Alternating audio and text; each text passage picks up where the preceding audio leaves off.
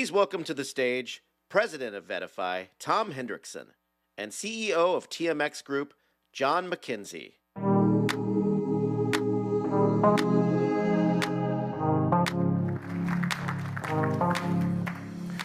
Good morning, everyone, and welcome to Exchange 2024. I couldn't be more happy to be here with you today, and thank you so much for coming. As the voice of God mentioned, I'm Tom Hendrickson, President of VettaFi. And I'm John McKenzie, the CEO of TMX Group.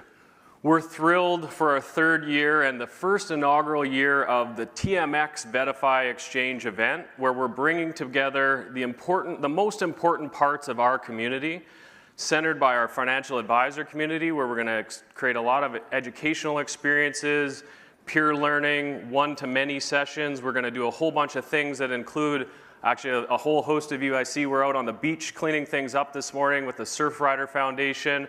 I also saw a number of people doing yoga. There's going to be a lot of events that we all are able to participate in. And how about that Super Bowl? We'd be remiss not to talk a little bit about the party at Live and congratulate the Kansas City Chiefs.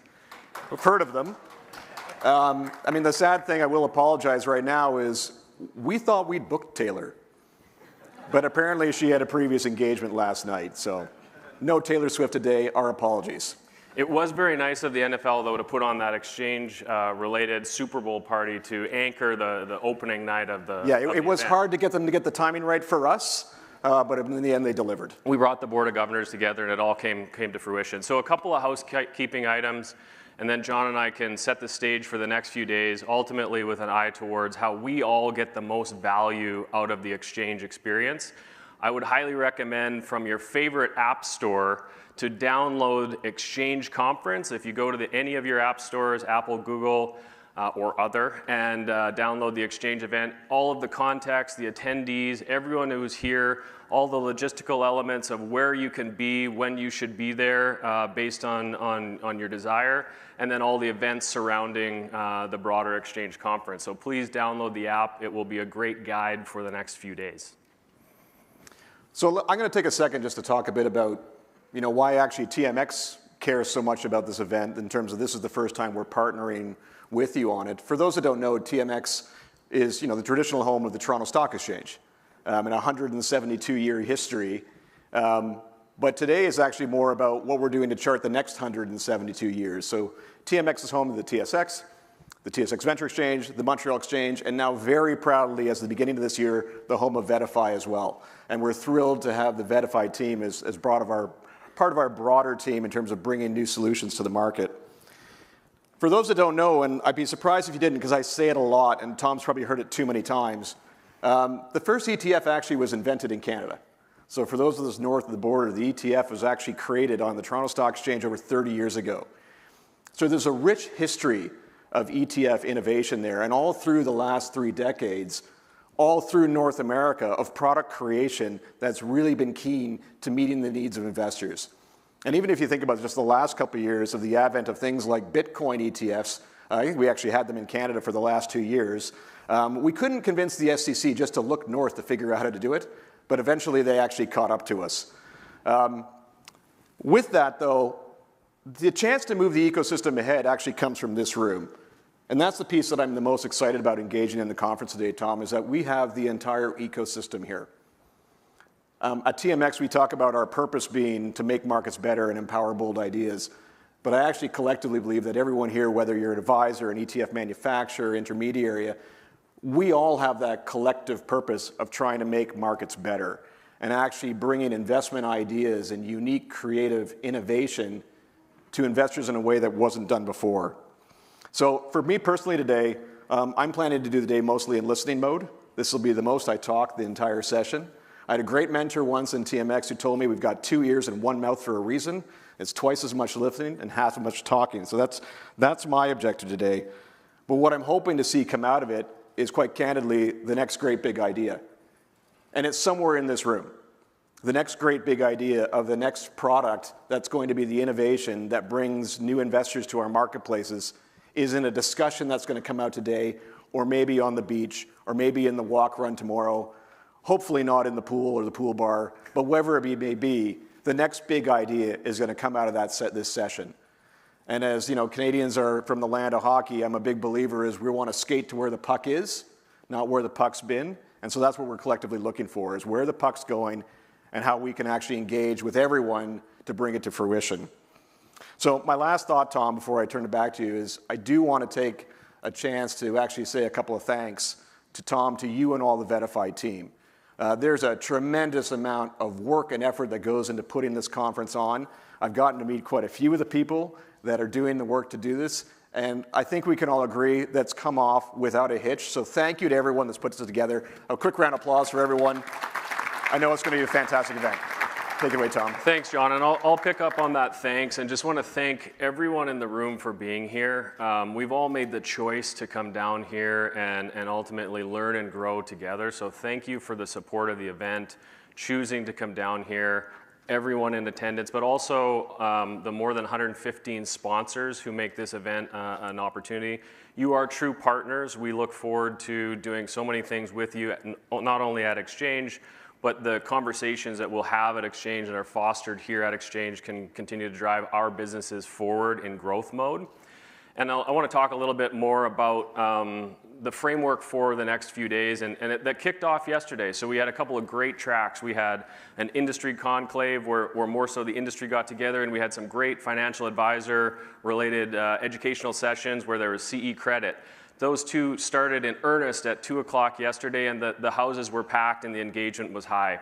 And the framework that we've set up, which is already in motion, is a blueprint for growth. We're all down here to grow our respective businesses. We're also down here to grow our respective understanding of where we can go as professionals. And everything that we've done here around the agenda, the speakers, the events, the ways that we can give back, even the Super Bowl party last night, is designed for us to achieve that blueprint for growth. So real world, actionable learnings that you can implement, you can take away from the Exchange event, and when you're back at your desk or you're in that meeting with colleagues that maybe weren't a part of this or other partners who weren't a part of Exchange, you can impart upon them some of the learnings from Exchange. So certainly looking forward to that blueprint for growth.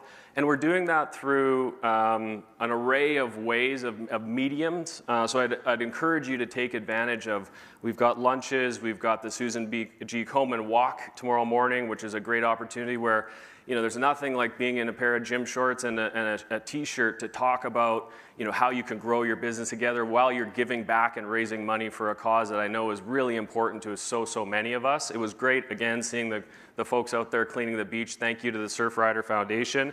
And then the expo in the Sparkle Gallery. That's an absolute grand opportunity for you to meet and interact with all the folks in the industry and the community and orient yourself around that growth. And so with all of that preface, again, thank you for being here. And John and I's role is to kick things off in a big way, and we're going to...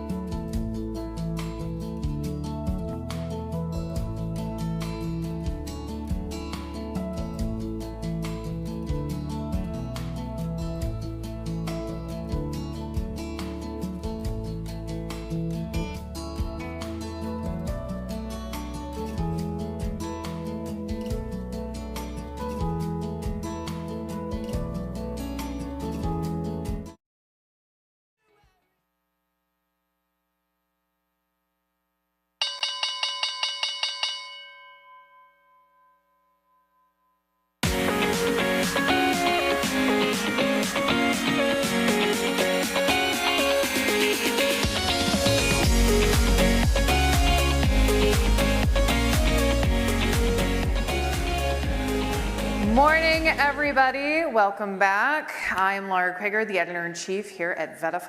I met many of you last night at the Super Bowl party. Go Chiefs, woo!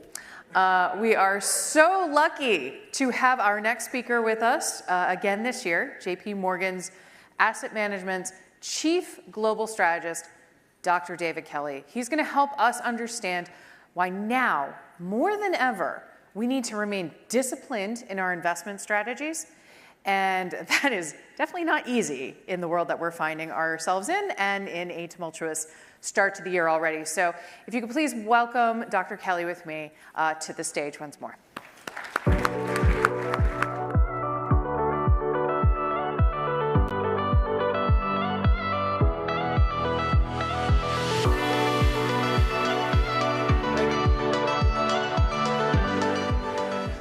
So thank you, Laura, and thank you all for having me at this conference. So what I want to do is take about 40 minutes or so to lay out how we see the world right now from an investment perspective. And then I'd like to open up for some questions. And we're going to have some runners with mics at the end. So please think up some questions as I'm talking. And as I say, I'll happily try to address them at the end.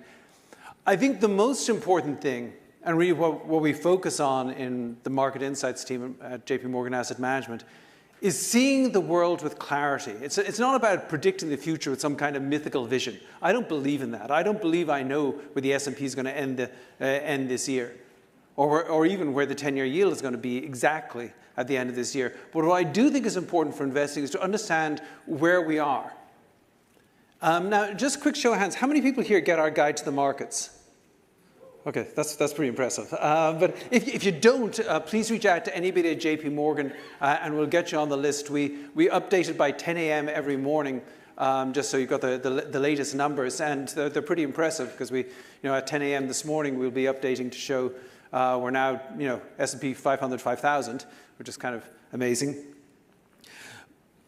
But attitudes are, among investors are still frankly very weird. I mean, I think it is very hard for investors to understand where we are right now.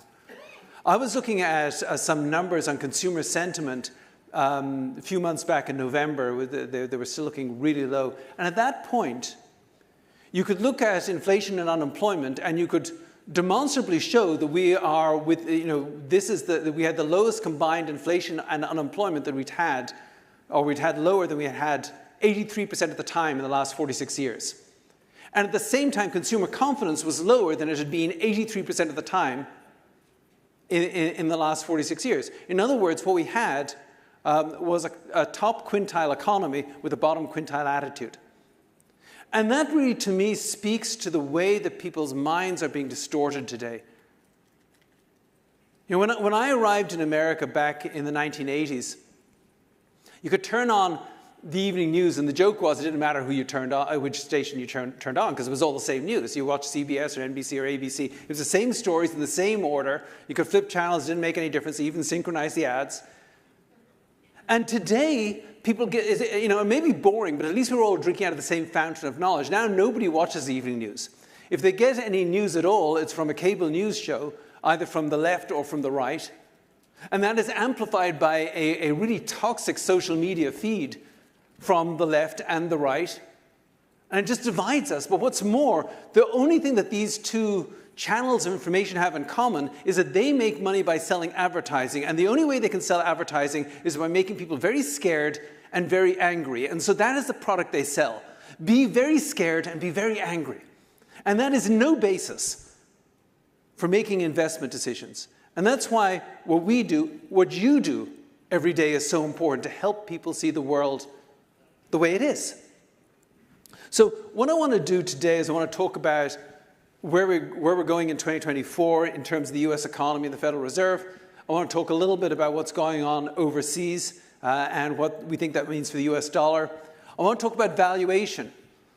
Valuations aren't as cheap as they were, obviously, but there are plenty of areas of opportunity in global markets. And then I want to talk about investing principles and helping people get invested appropriately.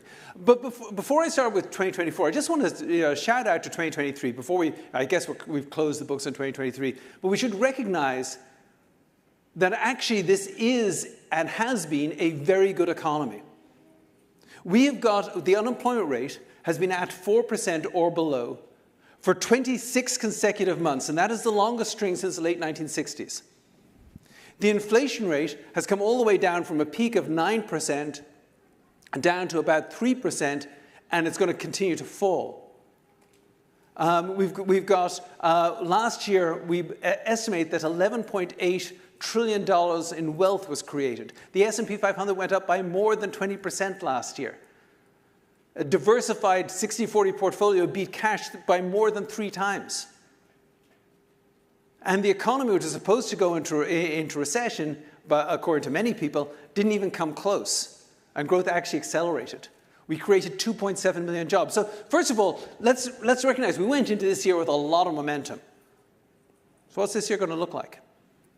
Well, the forecast is pretty simple. A 2024 forecast, the best forecast I can come up with, my baseline forecast is the number, 2024.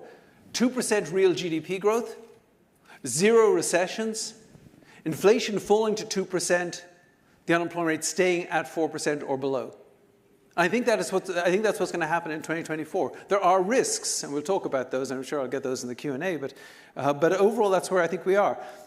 Starting with economic growth, and these charts are, by the way, all from our Guide to the Market, so this is from page 15 of our guide.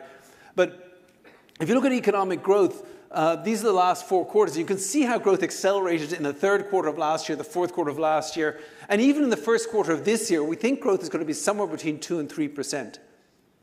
So how come the economy continues to grow? Why didn't we have a recession? 2 reasons. The first is American consumers. American consumers are so different from Chinese consumers or Japanese consumers or US or European consumers. They're American consumers. And there are no consumers on earth who are more willing to spend money they don't have on stuff they don't need than American consumers. And that is, people don't realize, and the Europeans look at us and say, how can you be so successful when you're doing such crazy things? But there is a circular flow of income. And by all spending beyond our means, we are actually creating the means by which we spend. This is actually a big driving force of the US economy. Now, I do think the consumer spending will grow more slowly, because I think employment growth will be slower going forward. And we have seen credit card growth. Credit card debt is still a very small share of overall debt, but it's gone up and it's hurting. I think a lot of people are pushing against the limits of what they should borrow at least. And so we do think the consumer spending will grow more slowly, but we don't see any reason for it to collapse. Consumers do not stop at the limits of prudence. They stop at the limits of credit. And I think that's very important in understanding why consumer spending kept going last year and why it'll probably keep going this year. The second thing that happened is that when we had the banking crisis last spring, the regional banking crisis, and we had interest rates go up so much, a lot of people thought that investment spending was going to collapse. It didn't. And the reason it didn't is, there are problems in retail space, there are problems in office buildings, yeah. But we also saw particularly some acts from the government, the Inflation Reduction Act, which is really a green transition bill, the CHIPS Act, which encouraged manufacturing construction. Those things helped put a floor under under construction spending. Commercial construction spending, and that really helped the economy stabilize. And then the promise of AI and the tight labor market meant that every company has to have an AI investment strategy. And that, I think, helped overall investment spending. So investment spending hung in there. And if you look at consumer spending in this chart here is blue. The investment spending, the business fixed investment, is sort of that thin, dark line. But those two combined are a big chunk of the US economy. And so long as they're growing, you're going to have a pretty big shock to put you into recession. US recessions don't die of old age. They're assassinated. And unless you can find a killer, something that's going to absolutely hammer this economy, it's just going to trudge along. It'll trudge along more slowly, but we still think 2% growth is most likely. If you look at the labor market, as I said, we've had now 26 straight months with the unemployment rate at or below 4%. That's what it was in January, it's 3.7%. The thing about this chart here, we've had it forever in our guide to the markets, but it tells you so much about the American economy. So the first thing is that the dark line is the unemployment rate, and the light blue line is the wage growth of production non-supervisory workers. So it's unemployment, wage growth, and it should be a mirror image. And for the most part it is, and I'll get to that in a second. But notice what happens to the unemployment rate. It sort of looks like a playground side. It goes up more steeply than it comes down. And then when it comes down, it sort of slides to the bottom. And that's kind of where we are right now. And in a way, you can call that a soft landing. It's really kind of the closest you can get to it is a chart of the unemployment rate. It's kind of like this playground side with just a long, flat period at the end. Are we going to have a soft landing? The problem with the soft landing is you never get to pull into the gate. I mean, yes, in a way, we've had a soft landing. We're in a soft landing. But at some stage, something could go wrong. But the thing that really fascinates me about this chart is the fact that it was built to show a mirror image. When unemployment's high, wage growth is low, and vice versa. And then you look at what's happened since March of 2022. In March of 2022, the wages of production non-supervisory workers were up 7% year over year. And now they've slid down to 4.8% in January of this year. And even that, I think it's going to come down a little bit in February. But it's been coming down. How can that be? I mean, wouldn't you think that American workers would cotton on to the fact that employers need them? We have 9 million job openings. That is higher by more than 1 million than any month pre-pandemic ever. We've got all these job openings. Nobody can find good workers. Everybody knows this. You would think the workers would be pounding on the boss's door and say, give me a raise or I quit. Is that what they're doing? No. No, they're tapping gently on the boss's door. Excuse me, do you have a minute? No, I could come back later now if you're busy. Oh, no, you do have a minute. Oh, okay. I was hoping I could talk to you about a raise. A raise. I was hoping you might increase my salary. Oh, no. I understand it's a difficult, very uncertain, yeah. I was worried about that. Yeah, I've heard about the recession too. It hasn't happened yet. Oh, no, but I know. Yeah, we're worried about it. And you have to pay the rent. I'm sure that's terrible. And the input costs, and the supply chain. So God, I wouldn't want to have your job at all. And you're planning layoffs? Oh, no, I hadn't heard that. Oh, that's news to me. You want me to take a cut? Well, I'll have to talk to the missus about that. Oh, listen, thank you for your time. But that's the American worker. I mean, this is really important. This is probably the most important thing to understand about the American economy today. If you want to understand why we're having inflation come down at such a full employment economy, this is why. Because American workers aren't asking for a raise. Not really. Not in the way they could. Only 6% of the private sector is a member of a union. The other 94% are on their own. And it is not an equal contest. You knock on the boss's door and they say you're fired, your life is turned upside down. If you say you quit, they got a problem. So what? They'll find somebody else or do something about it. It's not equal.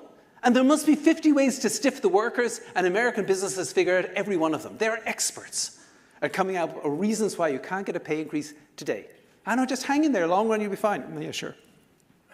But I think that's really important to understanding what's going on with inflation. And so we did see a slight bump up in the wage growth in January. There are a lot of special factors involved in that. Overall, I don't think that wage growth is going to fall much this year. I think it'll stay in the 4s. But I do want to say one more thing about that. Productivity is important, and productivity in the fourth quarter was up 2.7% year over year. In the long run, if you're a business, how much can you afford to pay your workers? Well, if the prices of the stuff you sell goes up by 2%, but the output per worker goes up by 2%, well, you could actually raise wages by 4%, and you still make the same profit. Wages should go up by the sum of consumer inflation plus productivity. And right now, productivity growth is strong. And that means there's nothing wrong with 4% wages. 4% wages are completely compatible with maintaining margins and holding inflation down to 2%. So let me talk a little bit about inflation. So this chart here really looks at inflation, the big picture, and then a smaller focus on a particular issue.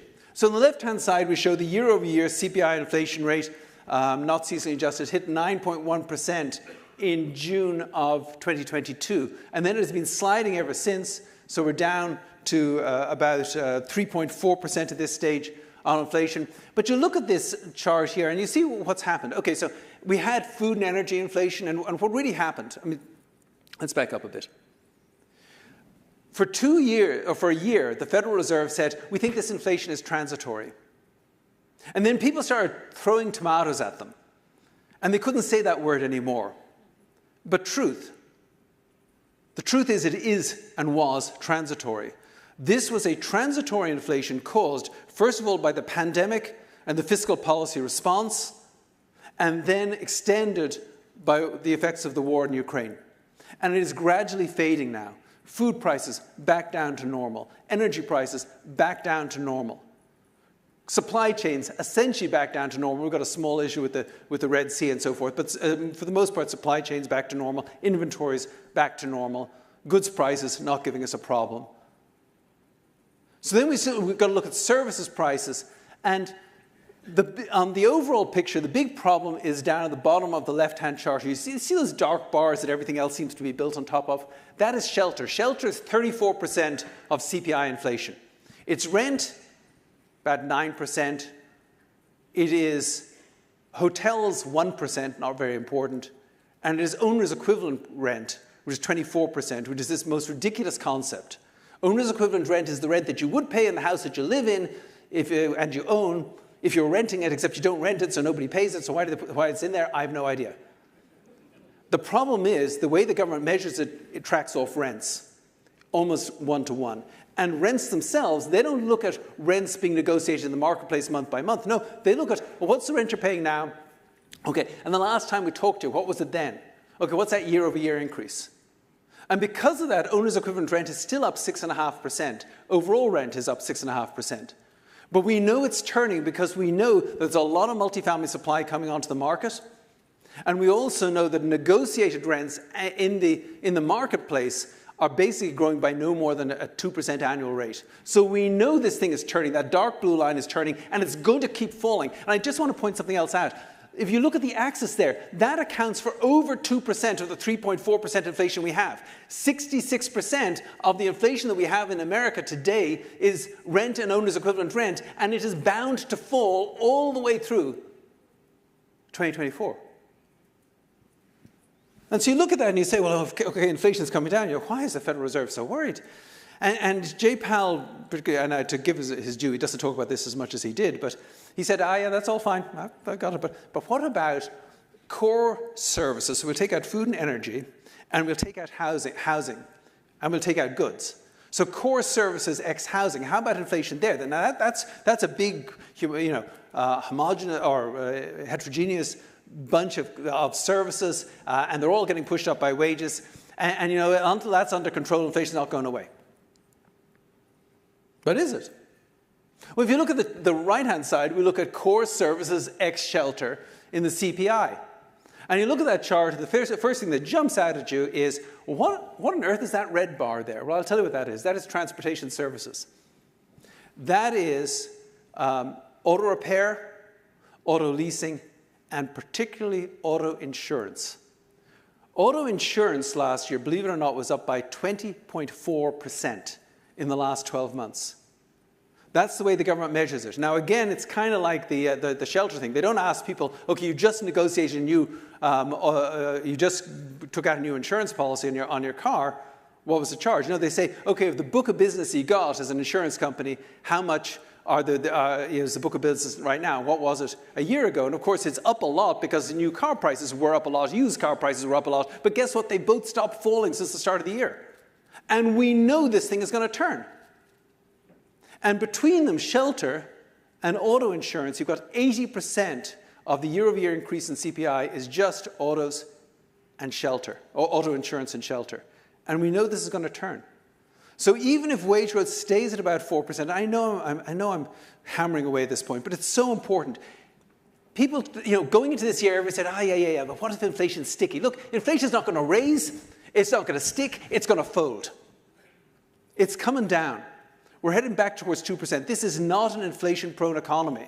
For years, all the time from the 1980s up until the pandemic, all that space of time, inflation slowly drifted down because workers aren't unionized, because information technology makes markets more competitive, because a very uneven distribution of income funnels money towards financial goods and financial products and away from the demand for goods and services. All these things have pushed inflation down in the long run. They're going to push inflation back down to 2% over the course of this year.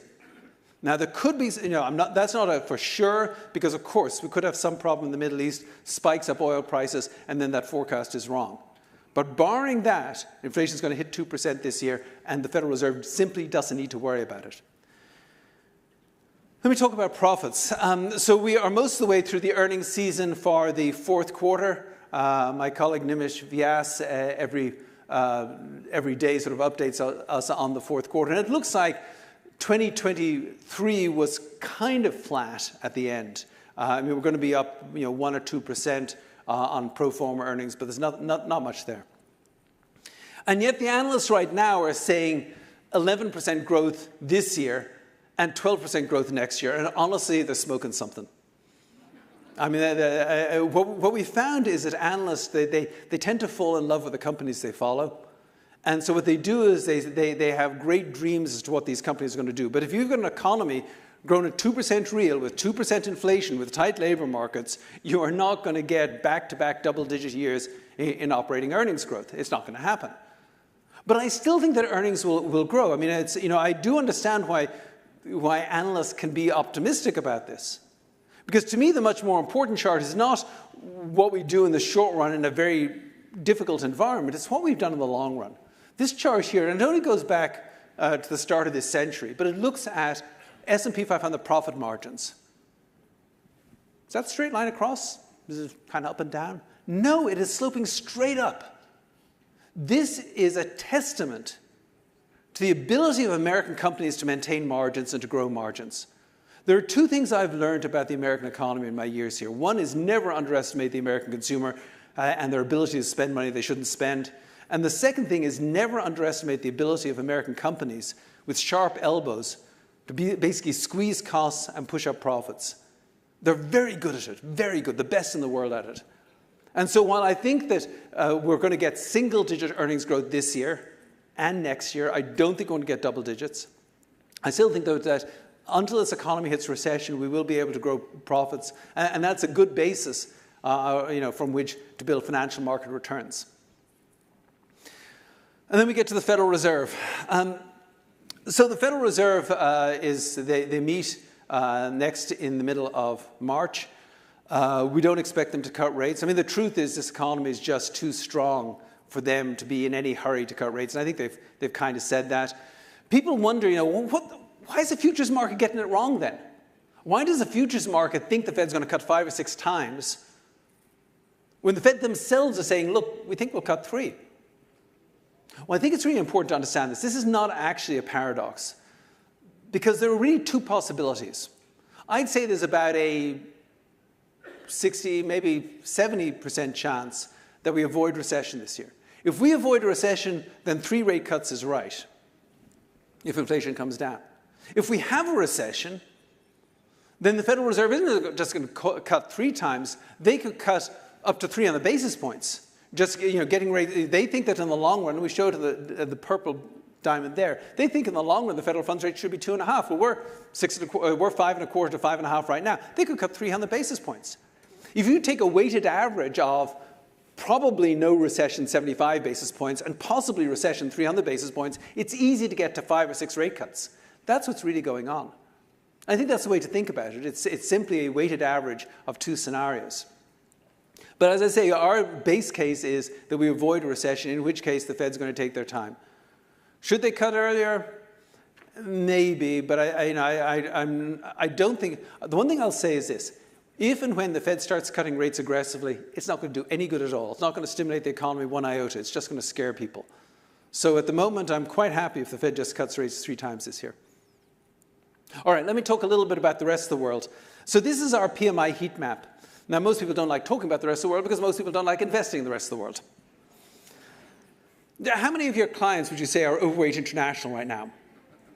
Okay, nobody on the right, and nobody on the, I mean, look at that. There's not one hand.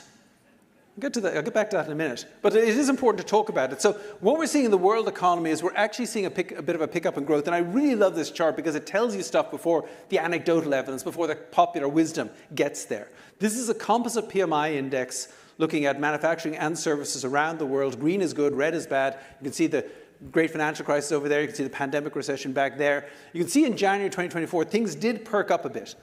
There are problems in China, bigger problems than they'll admit, but they are trying to stimulate their economy. There are problems in Europe because German manufacturing is not as competitive as it should be, but I think they will trudge along. The UK is doing a bit better. Japan is doing very well. India is doing very well. Overall, the global economy, we think, is going to pick up in growth this year. And we think that's beginning already. Meanwhile, I do think the US economy is going to slow down from that 4.9 and 3.3 down to about 2. And so what's going to happen is the US economy is going to be slowing down, and the Federal Reserve is going to be cutting rates from high levels. And in Europe and in Japan, the central banks are going to be much slower to cut. In fact, in Japan, they can only raise rates because they couldn't get them any lower. So in Japan, they're going to be raising rates. In Europe, the UK, in the Eurozone and in the UK, we think they will cut rates more slowly because we think their inflation is going to come down more slowly. So what does that mean? It means the gap between US rates and international rates is going to narrow. Why is that important? Because of this. Over time, the strongest single relationship we can find explaining the US exchange rate is the gap between US and foreign interest rates. If US rates come down relative to foreign rates, that should help bring the dollar down. And that's so important because the dollar rising from 2008 all the way up to 2022 is a key reason why US stocks and US assets have beaten international assets. If we are at the start of a turn here, then that should allow international assets to outperform. All right, let me talk a little bit about valuations. This is perhaps my favorite chart in the guide because a lot of discussions you have with clients, you talk about this asset class, that asset class, but how do you talk about them all together? This is a way of comparing valuations across apples and oranges and bananas. So what we do here is we look at 10 different asset classes, and we look at the best valuation measure, the most popular valuation measure for that asset class. And the horizontal line in the middle is the average of that valuation over the last 25 years. And the dark gray shaded area is 1 standard deviation either way, and the light shaded area is 2 standard deviations either way. And where the diamonds are is where we were at the start of last year, the green diamonds. And then the dark green circles are where we are today. And when you look at that, you see something very interesting. So first of all, it's clear that US large cap stocks, growth stocks, and high yield bonds are no longer at normal valuations. They're about 1 standard deviation expensive. Does that mean they couldn't go higher? No.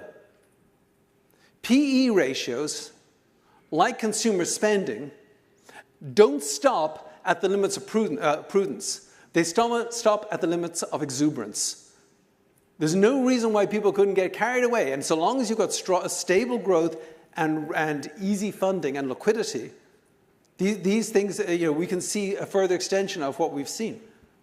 But honestly, as a long-term investor, I don't want to be overweight there. I'd rather be overweight international. I'd rather be overweight fixed income in relative terms. I'd rather be overweight high value, small cap. I wouldn't want to be overweight the overpriced, to be honest, except everybody is. And that really is, one of the knocks, and I know this, we believe in ETFs, we believe in active ETFs, but one of the problems with a purely passive index approach is you end up overweight the overhyped. And you can see that, and I'll get to that in a second when you look at US equities. But on fixed income, for the best part of 40 years, people thought you'd get 3 things out of fixed income. You could get income, you could get diversification in case something went wrong, and you get a nice little capital gain as rates came down. Well, one of those is gone. You're not going to get that capital gain going forward. There's nothing wrong with 10-year Treasury yields a little bit over 4%. That's a pretty much fair value reading, and there's no reason to expect a big capital gain. But 2 out of 3 ain't bad.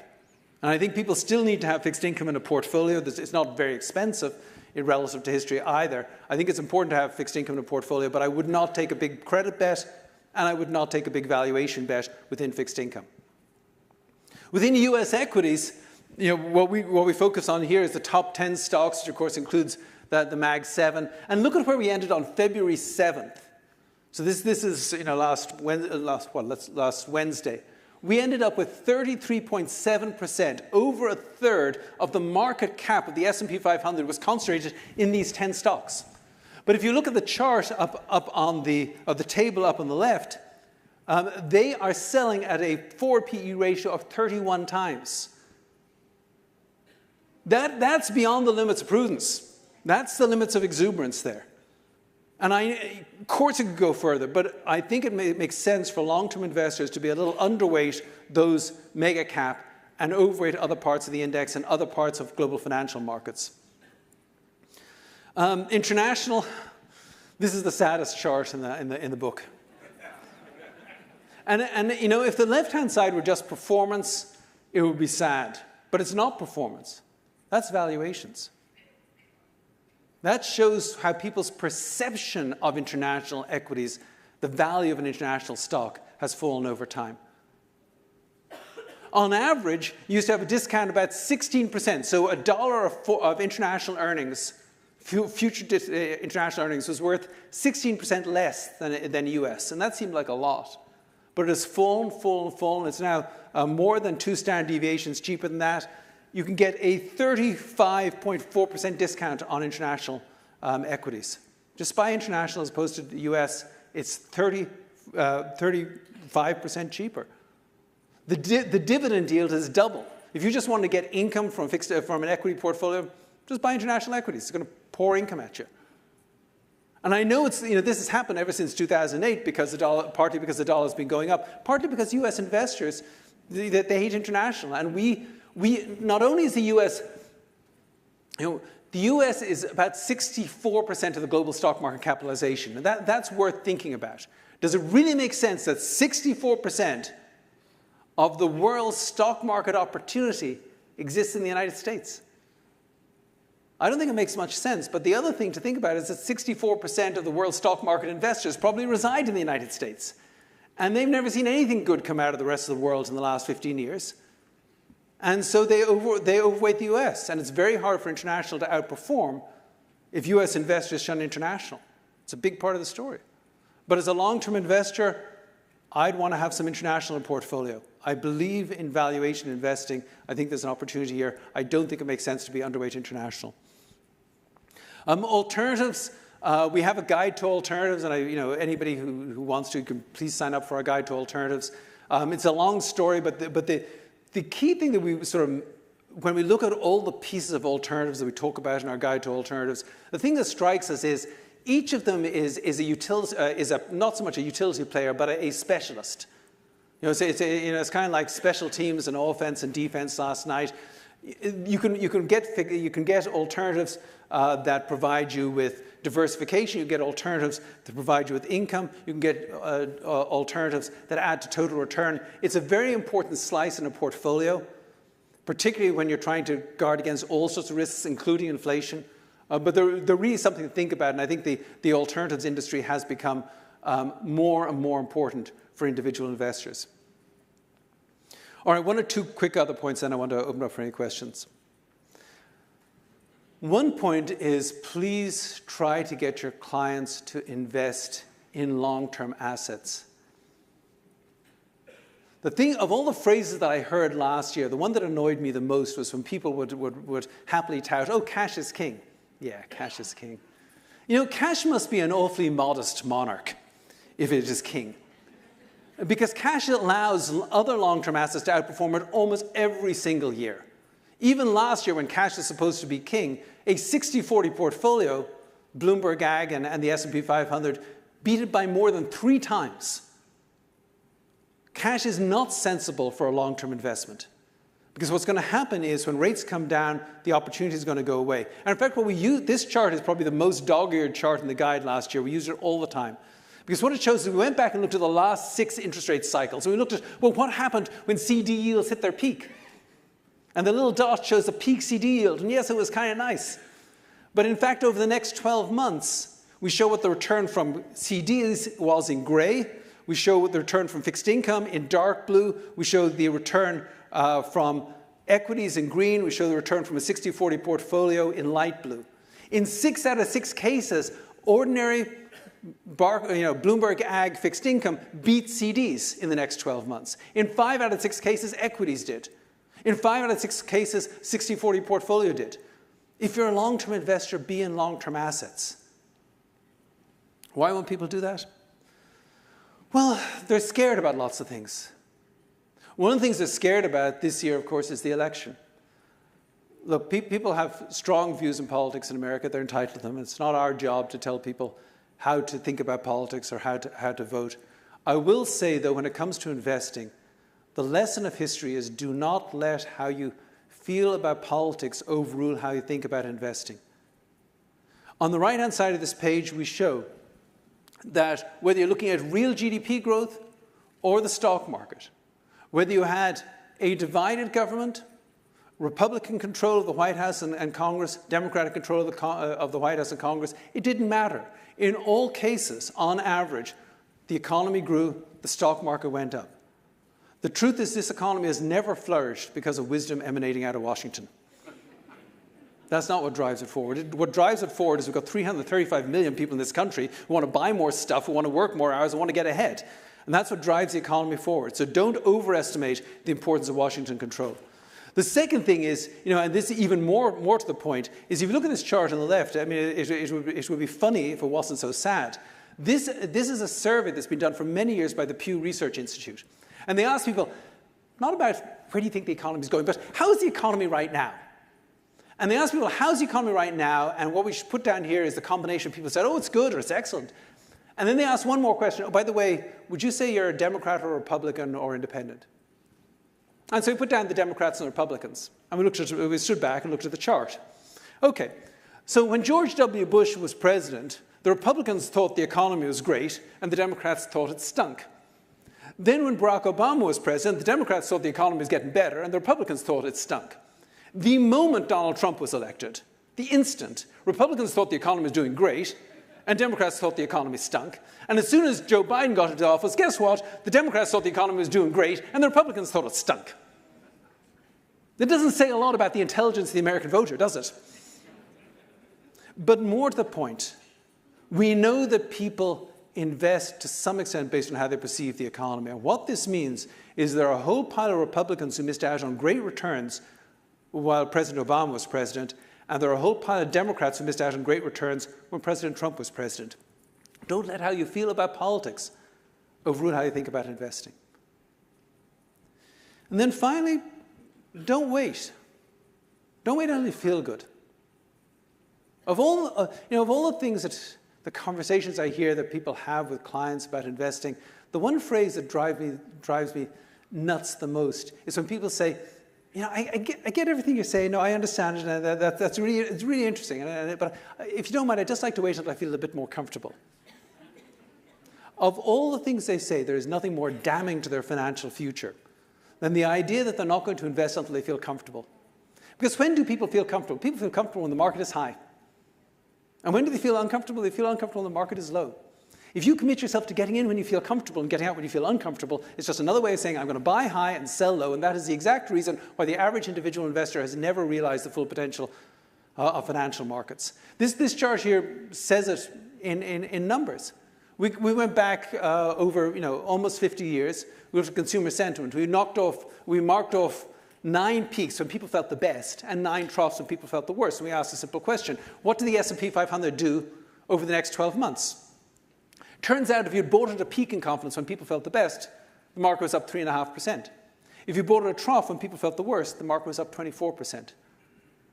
I don't believe in timing markets, but if you're going to time markets, wait until everybody feels miserable, then get in. Now, right now, people don't, confidence is improving, but you can see even with a big bounce in the last few months, confidence is well below average levels. Historically, that suggests that this is still a good time to invest, and I really think it is. I think you have to be careful because prices are higher.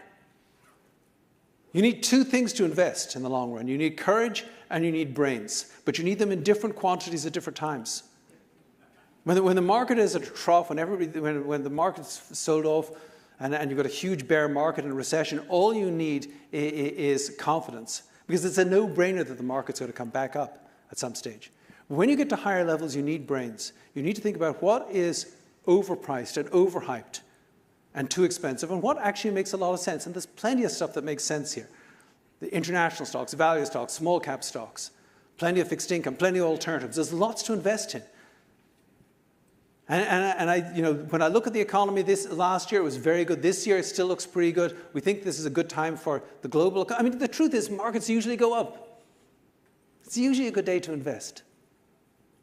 Now, when we look at the overall investment environment and look at the menu of investment opportunities out there, we believe that today is a good day to invest. Thank you.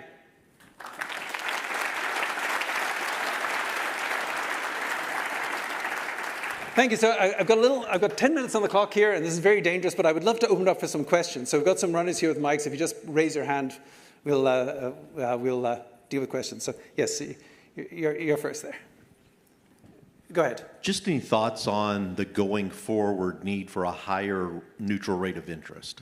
Yeah, so do we need to have a higher neutral rate of interest? So I think it's a great question, because the Federal Reserve has said that they think that in the long run, the federal funds rate ought to be 2.5%. And that's really rather odd. And a lot of people point out that's odd, because in the 50 years before the financial crisis, the federal funds rate was actually 2% above the rate of inflation. And now if they think that inflation in the long run should be 2%, then that's only adding on 0.5%. So what they're saying is they think the neutral rate of interest should be lower than that. And I think statistically, it's a hard case to make. But I think there's a more important point. There is no neutral rate of interest, as far as I'm concerned. And what I mean by that is this. The Federal Reserve thinks they control the economy. But when have they actually shown that they can control the economy outside of crises? All of the last decade, they were trying to goose up the economy, to push up inflation, to push up economic growth by keeping rates at super low levels. Did they do that? No, they pushed up asset prices, but economic growth was slow, inflation was low. And then all of last year, they tried to push down inflation and push down economic growth by keeping rates high. Well, inflation fell, but growth didn't. Growth accelerated. And by the way, they cannot take credit. They shouldn't be blamed for the old inflation, but they can't take credit for it coming down either, because the only mechanism, the only way that they could have brought down inflation was by slowing down aggregate demand, and aggregate demand sped up. The right way to think about this is the Federal Reserve. It's kind of like a scene out of, I don't know if you've seen the old movie, it's a great movie with Katharine Hepburn and Humphrey Bogart called The African Queen. And they're in this rickety old boat and they're in these incredibly rapid river. And it's a rather pathetic scene because they come to these rapids and Humphrey Bogart's out there with a paddle. And he's paddling this way, and it doesn't matter. You know, the boat's going to go where the boat's going to go. The river is way too rough. The impact of the paddle is way too small to make the slightest bit of difference where the boat's going. And that's the truth about interest rates right now. There's a lot of technical aspects to this. Why, at very low rates, raising rates a little may actually stimulate growth. It pushes up CD income. It pushes up confidence and so forth. But what I will say empirically, the relationship between interest rates and aggregate demand is so weak at this stage as to make it almost irrelevant.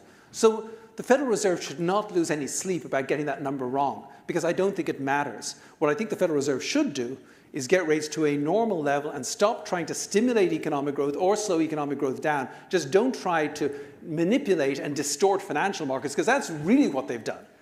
They pushed up property prices, so a large chunk of the young people in this country will never be able to buy a house. That was a terrible thing to do. They've distorted, by keeping rates low, they allowed, they basically made, the carrying cost on any kind of crazy was zero. And it allowed for a lot of distortions in markets. So I think they should normalize rates, but not because that's going to get the economy to do a particular thing, but it's just going to keep financial markets more stable in the long run. Great question. Another question? I have a question. Oh, sorry. Go ahead. Hi. Can you continue on that thought? with the price of single-family homes and where you see them going? Yeah, so for single-family homes, the problem is one of supply. We had years coming out of the great financial crisis where we really didn't see much building at all. And so we ended up with very low inventories all the way through the pandemic, coming out of the pandemic, and that is still the case today. And we've got a problem right now, which is that if you want to own a home and you have to take out a mortgage, you're kind of stuck. Because if you own a home in, say, my hometown of Acton, Massachusetts, and you've got a 3% mortgage, and you want to move to Colorado, and you can find the perfect home, except it's going to be a 7% mortgage or a 6% mortgage, you can't afford to make the payment. And so that's slowing down, and so people are staying in that house in Acton, Massachusetts, because they can't afford to sell and take on a new mortgage. So that's slowed down supply a bit. And because we're seeing some growth in single-family construction, or some rebound, but it's still pretty low. I don't think that's enough to really flip this market. So overall, what I think you're going to see is a lot of stability in prices until the Federal Reserve cuts rates a bit, and then you see prices will flatline to go up a little bit. And then sooner or later we'll have a recession. The Federal Reserve cuts rates a lot, and they won't back them up that quickly afterwards. And then mortgage rates come down, and then you might see a further increase. But I think single-family home prices are not likely to collapse here. There just isn't enough supply. And that's good news for homeowners, I suppose, but it's pretty bad news for the next generation trying to buy a house.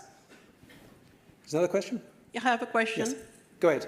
So I would like to get a feedback on your thought about the role of alternates in a portfolio. Yeah. The divided school of thoughts about the importance of reducing the risk using alternatives. So Yeah.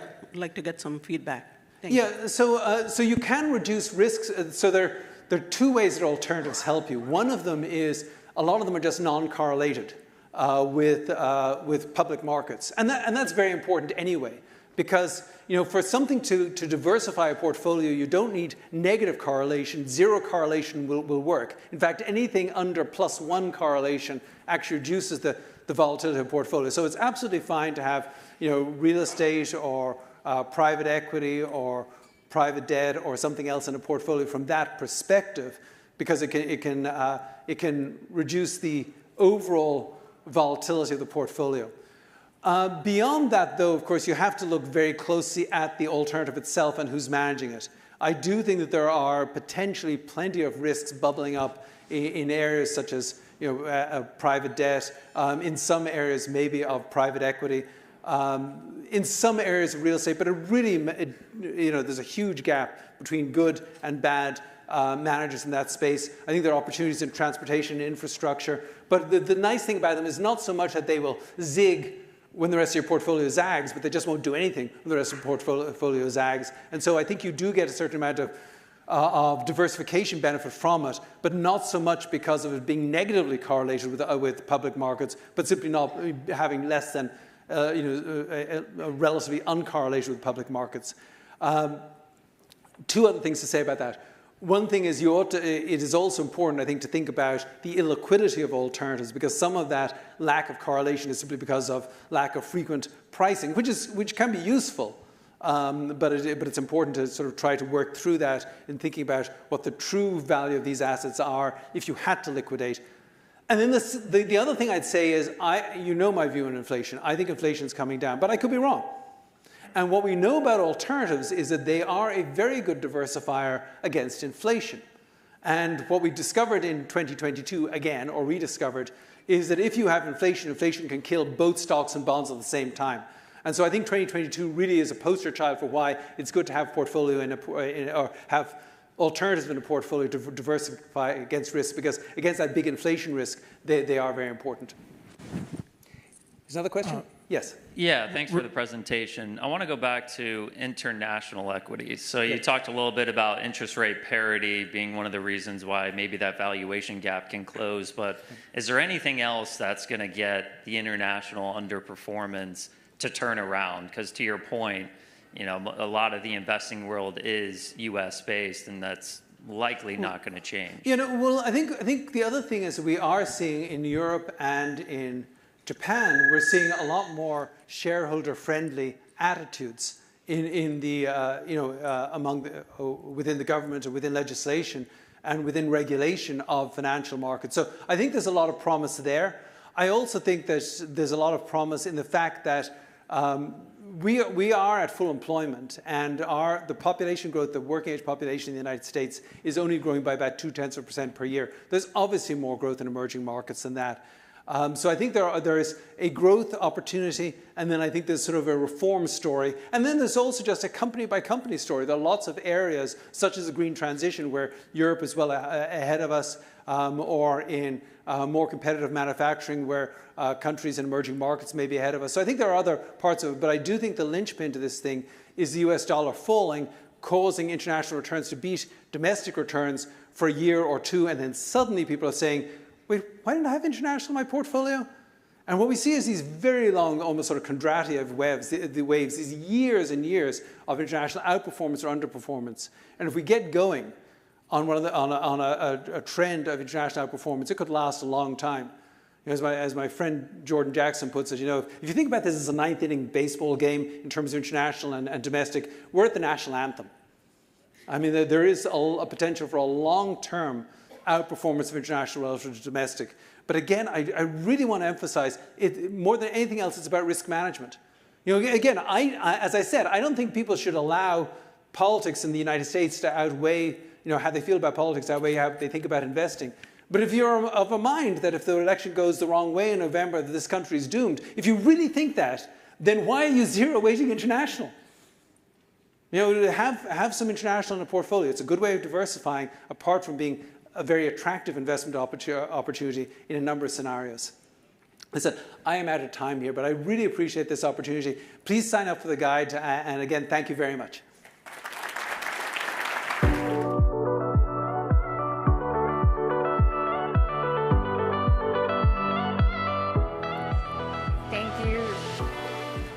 Thank you so much to Dr. Kelly. That was an incredible, incredible presentation. So I am so delighted to welcome our next speakers, two of the great minds behind the Shaping Wealth platform.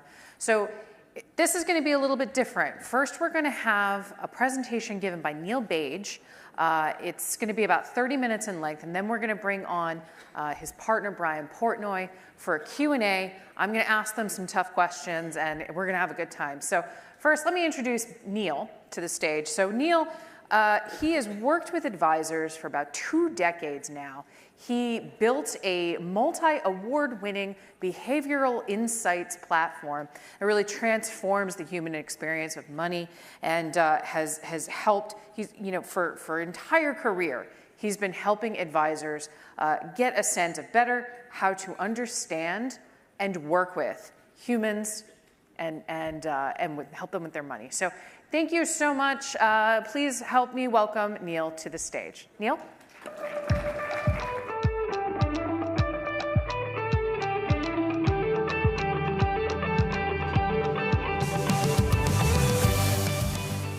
So good. Are we still morning? Good morning, everybody. You can probably tell by the accent that I'm not from here.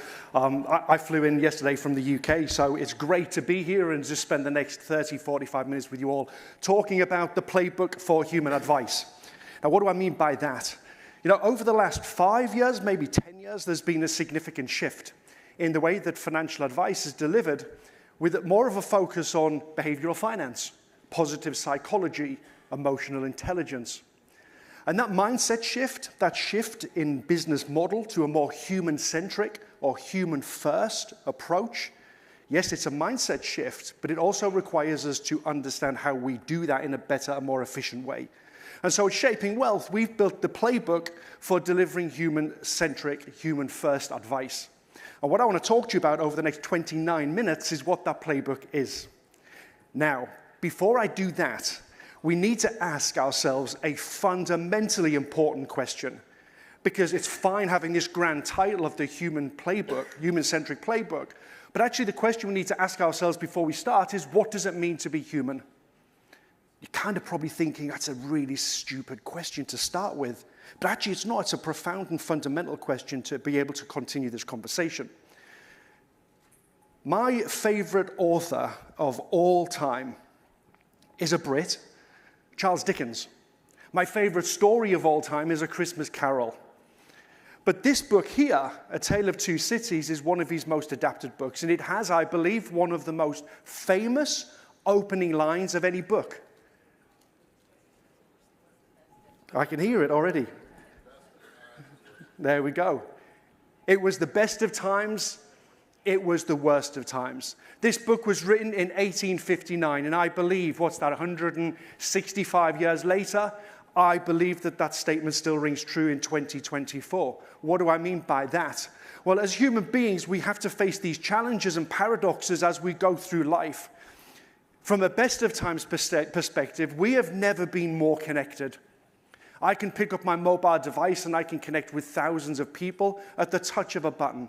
And yet, the evidence is pretty clear that we are going through a global pandemic of loneliness. People have never felt more isolated or more disconnected than at any time in human history. Information is available at our fingertips. I can now open up my mobile device and access any piece of information that I want. So that kind of tells us that I've never been more informed than at any other time in human history. And yet, you know what? It's a little bit overwhelming. It's like, where do I start? I go to Google and ask it a question. It's like, it blows your mind. And with technology and the advent of more modern technologies, we have never had the ability to be more productive. And yet we just don't know when to stop. And we burn out. And so we have this amazing best of times scenario playing out, and opposite that, the worst of times. All the way back to Dickensian Britain. It was true then, and I believe it's true now. And it's not because we're stupid that we struggle. You know, Richard Thaler says it better than anything I've ever seen. You know, people aren't dumb. The world is hard. This world that we live in is a difficult world to navigate. We are bombarded with stuff all the time. People and things vying for our attention. It's really, really difficult. And the kind of the world that we occupy in behavioral science world kind of tries to help. We have the most amazing ologies or different sciences from psychology, behavioral science, anthropology, behavioral finance. We have people out there who are writing the most amazing books to help us navigate this quite complicated human-centric landscape. But this image that you're looking at here is but a snapshot of a much broader ecosystem. And actually what I believe we've inadvertently done is create a Tower of Babel. We've just created this huge cacophony of noise, making it really difficult to navigate the very area that is designed to help us be better at living this life that we all want to live. And this is kind of proof of my point. If I go onto Amazon and I put in behavioral science books or self-help books or books on emotional intelligence, whatever that is, this is kind of the landscape that I need to navigate. It's messy and it is noisy. And we believe at Shaping Wealth that there is a fundamentally better way of dealing with this problem. And that's what I want to share with you today, the playbook. I'm going to open the playbook on human advice. But before we open the first pages, we need to kind of get on the same page with a couple of foundational principles, if you like. Brian, who is coming up here in a second, and we have done this talk and other talks around the world for the best part of 15, 20 years, all on human behavior. And the top question, without fail, that we get asked when we walk off the stage is this question here. How do I use behavioral finance in my practice? Now, with respect, that's the wrong question. And I'll tell you why it's the wrong question. Because it focuses in the wrong place. It focuses on all of the things like behavioral biases that just show us how we can pathologize what is normal human behavior. People aren't dumb, the world is hard. And so what we need to do is in order to move forward and help people to flourish and thrive and help them with their well-being is we need to rethink this question to start with. And what I'm about to show you is a little bit of a brain melt. I get that, so stick with me for the next 10 seconds. What we need to do, instead of saying, how do I use behavioral finance in my practice, is we need to think of behavior like gravity. Gravity is everywhere, and it's always. And in the social world, so is behavior. There is no on or off switch. Behavior is everywhere and always. And so, therefore, the question we need to ask of ourselves is, how do I accommodate behavior at every stage of the financial planning process? That's the first fundamental, foundational point I want us to get into our heads. It's a different question. The second point is that we, in engaging with human beings to help them flourish and thrive, actually bring people into a triple-layered challenge. On the left-hand side, right, humans, of course, we deal with humans. That's our job. And just think back to that best of times and worst of times. That's the human that we are helping to flourish and thrive. That's the human that we are helping with their financial plans. They have a whole bunch of other stuff going on in their lives outside of what they're talking to us about. But there's another layer on top of this. And that layer is we talk to those humans about money. A relatively new invention, 3,000-year-old invention. And I've worked in the field of applied neuroscience for a long time, and I know that the second the word money is mentioned, the human brain goes into a kind of a... It kind of wants to melt down a little bit because it's a very difficult subject. The third layer that we then add to that is we are giving people advice, or we are guiding people in what to do with their money. And the way the human brain takes and gives advice is very, very particular, and it's quite challenging. So just by sheer fact of the jobs we do, we are also operating in this environment, this triple-layered challenge, if you like. And the third fundamental principle that I want to cover off with you is this. We believe, that if you are working with other human beings, you actually play two roles. You play the role of a mechanic, and you play the role of a guide. The mechanic deals with all of the technical aspects of financial planning and advice. The guide deals with the human experience of money. And they are two very, very different skills. One of them currently gets much more airtime than the other. But be under no illusion that in order to be a successful and efficient guide, it is a skill set that you need to develop. And it's a skill set that has many dimensions. And so what I want to do over the next 15 minutes is take everything I've just talked about and bring the playbook into play. How do I help you organize your mind and structure your practice?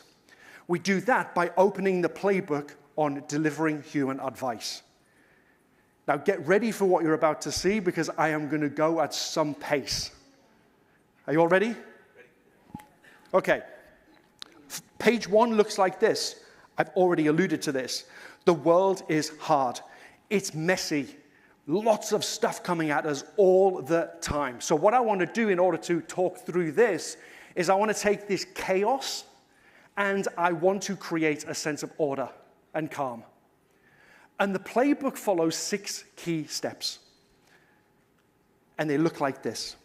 It starts with cognition, then it is perception, then emotion, then decision, then habit, and well-being. These are the 6 steps every single human being takes when they engage with the world every second of every day. And it is always, without question, in that order. It always starts with cognition, then perception, then emotion, then decision, then habit, and then well-being. And I'm going to talk about each of these 6 things and tell you why they're important. But after each one, I'm going to open the playbook and give you a tip or a trick or a perspective that you can actually take back to your practices when you leave this conference. Things for you to consider in delivering human advice. So let's start.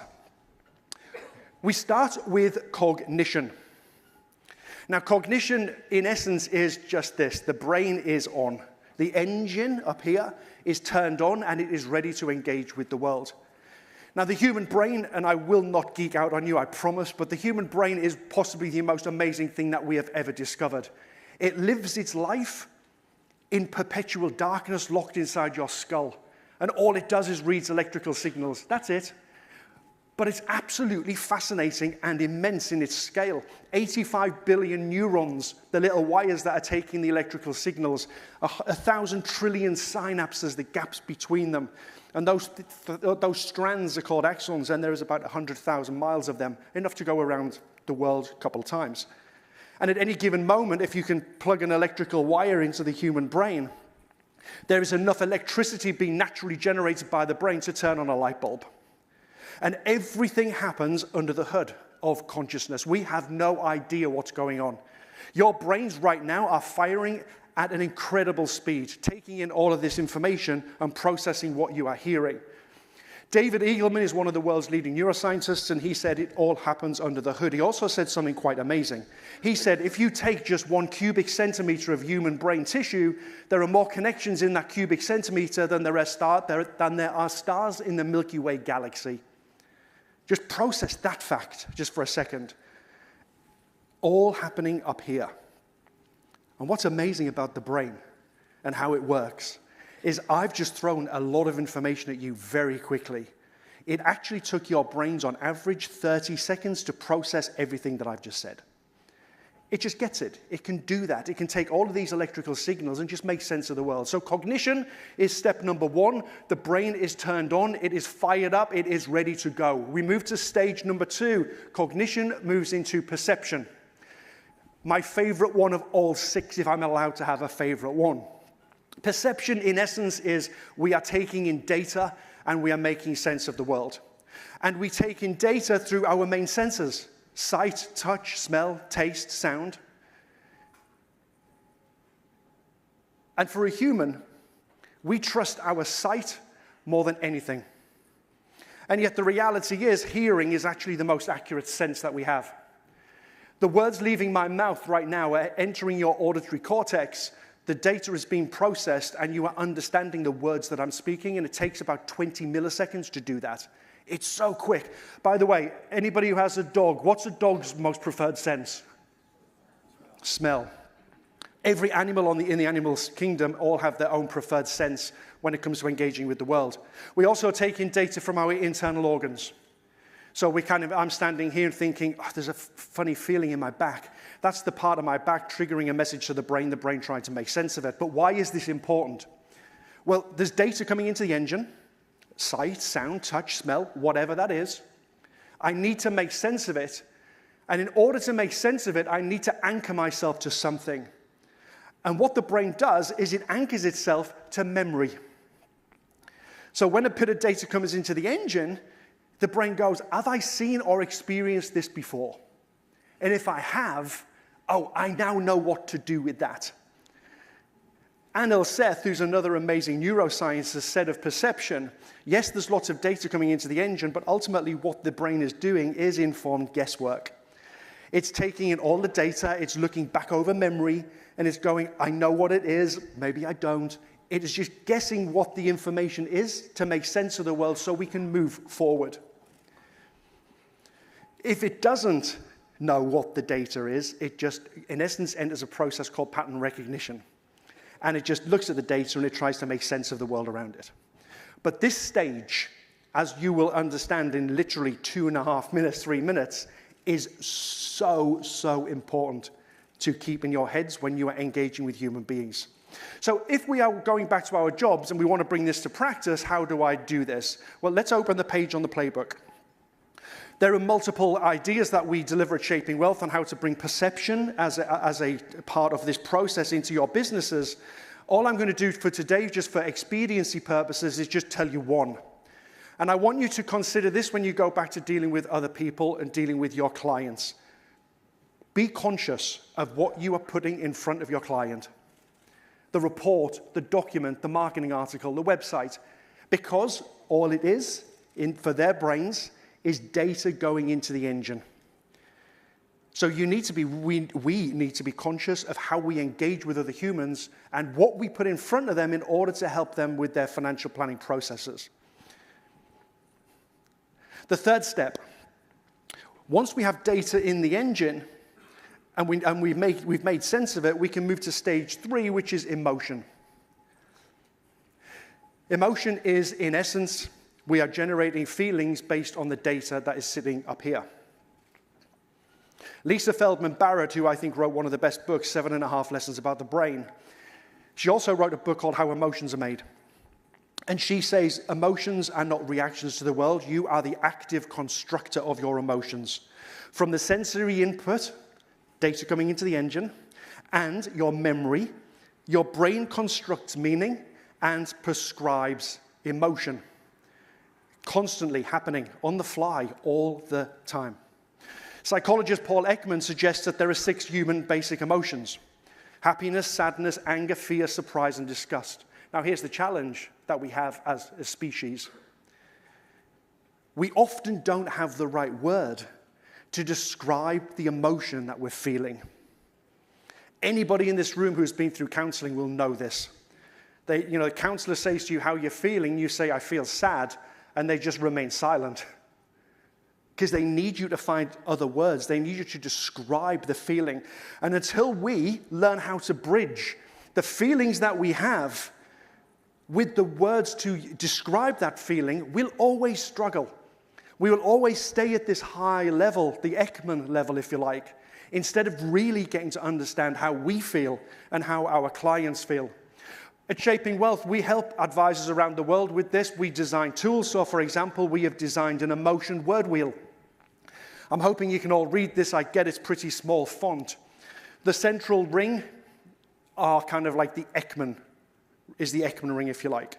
Happiness, surprise, distress, fearful, angry, disgusted, and sad. Do me a favor. Grab a pen or have somewhere you can type something into your phone. Just do this with me, this exercise. Pick up your phone so you can type something in, or get a pen so you can write it down. Think of that middle wheel. I want you to write down, using one of those words, how you are feeling right now. Be kind. Don't say disgusted. And don't say sad. You can if you want. If that's how you feel, that's how you feel. So just write this word down. Just go for it now. Sad, happy, surprised, disgusted, distressed, angry, or fearful. You've all captured that word? I'm going to be quiet for 15 seconds, and I want you to do a second part of this exercise with me. I want you to take that word, and I want you to choose a more nuanced expression of that general feeling.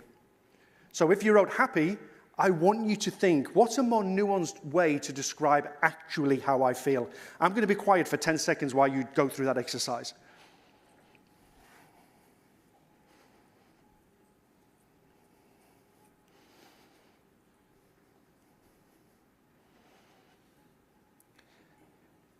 Now, what I will say, and I think you will agree, you're free to disagree, it's hard, right? It's difficult. It's really difficult for me to say, how do you feel right now? We probably respond with, I feel okay. True, but how do you feel? What are you feeling? And to go inside of our heads and try and express what these feelings are is incredibly difficult. But until we create the vocabulary in order to have conversations with clients, we'll always struggle. We will always struggle. And contrary to what this industry has taught us over the last 20 years, I'm going to open up the playbook and give you a suggestion that is counter to that. Instead of taking emotion out of the equation, I want us to put emotion back in. Because we are dealing with human beings, and human beings are inherently emotional creatures. Descartes' Error, written by Antonio Damasio, he says in that book, humans aren't thinking creatures that feel, we are feeling creatures that think. And if that's true, then we need to be able to engage with the emotional human at their level with the right words. Once we have an emotional framework, we can move to the next stage, which is decision. Now, here's an interesting thing. Most social psychologists and most lectures or talks you'll go to will always start with decision. I'm here to help your clients make better decisions. So this is where we are. We're at decision. This is emotion, and this is perception. You can't help people make better decisions unless you understand the data going into the engine in the first place and the emotional response to that data. I could never help you make a better decision unless I understand the fundamental inputs that are driving that decision. And so decision purposefully sits here in the process, not at the beginning, because it is contingent on all of the other parts of the playbook. So what do I mean by decision? We're engaging with the world and we are taking action. Interesting random statistic. On average, in a lifetime, we will make 983 million decisions. And the majority of them will be based on instinct or emotion. There's nothing wrong with that. It's helped us survive for millions and millions of years.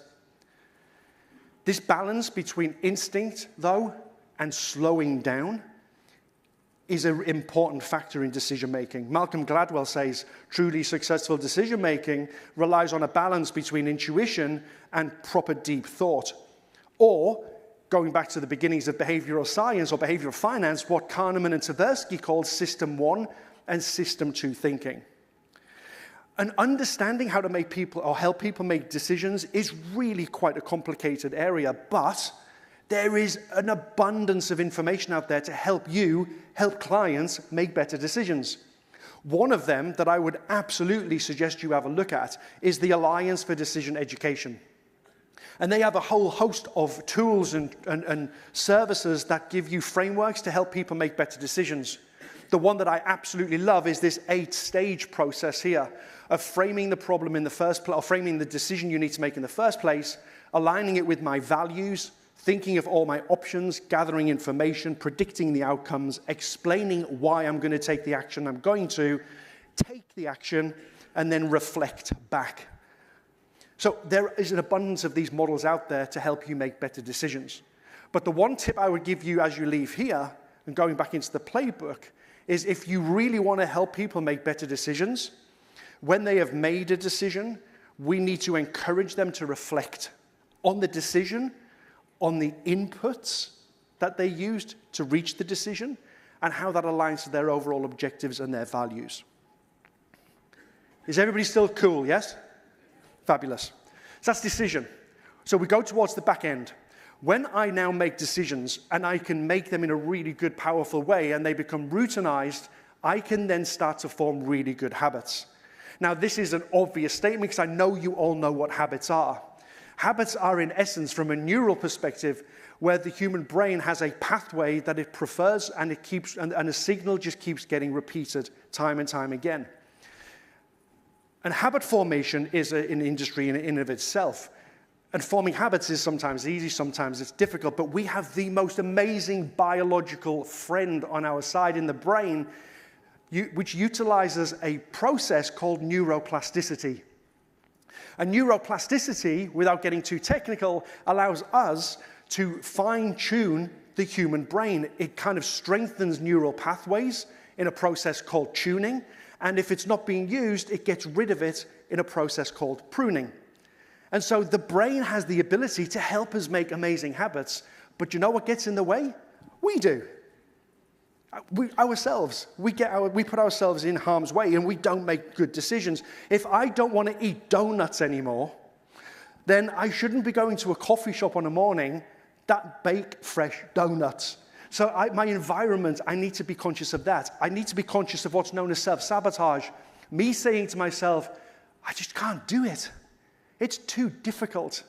Oh, I've never been good at things like this. That's self-sabotage. The stories we tell ourselves can be quite powerful. And those people who we spend our lives with, our peers, have a significant impact on how we form really good habits. Probably is he the godfather? One of the leading lights in habit formation, James Clear, says this. You know, as we make these decisions, every single action we take is a vote for the person that we want to become. Any single vote doesn't really add up, but as you go through, so you start to see who you are going to become. Here's a quick question for you. Shout the answer out to me. Based on the latest research, how long does it take to form a habit?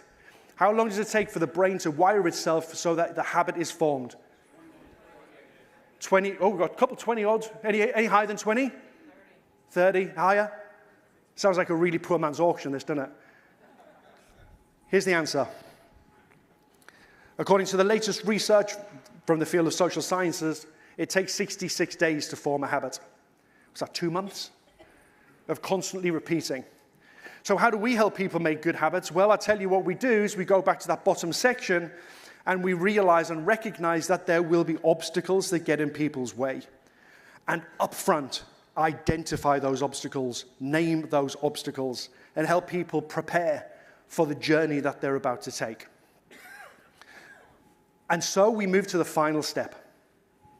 Once we have really good habits, once we are really making good decisions, only then can we ever really focus on well-being. And again, there are people around the world who jump straight to well-being as the subject that they want to help clients with, and that's fine. But remember, it all starts with perception. All starts with data going into the engine. And what do I mean by well-being? I mean this. Look, we want to be happy, right? We want to live a life of meaning and purpose. And we've been having this conversation forever and ever and ever. I mean, look at this quote here from Aristotle. You know, happiness is the meaning and purpose of life, the whole aim and end of human existence. Since we have been around as a species, we have been pretty much obsessed with how do I be happy? How am I happy? How can I be happier? Happiness is such a fundamental question for us, and it pins to well-being. Now, from a well-being perspective, at Shaping Wealth, we believe that there are 4 forms of well-being: physical, emotional, spiritual, and financial. And in each of these 4 areas, there is legitimate, institutionalized help. We have doctors and physical therapists, we have counselors, we have clergy and rabbi and other spiritual leaders. And from a financial well-being, it's us. This is our job. And I cannot emphasize enough the importance of financial well-being as a cog in the overall well-being machine. It is a fundamental cog that has a direct impact on your physical, emotional, and spiritual well-being. Now, if we extract financial well-being, we see that there are 4 forms of financial well-being. And I'm not going to go into this today, other than saying these are models that you can utilize to help generate conversations and deliver financial and overall well-being.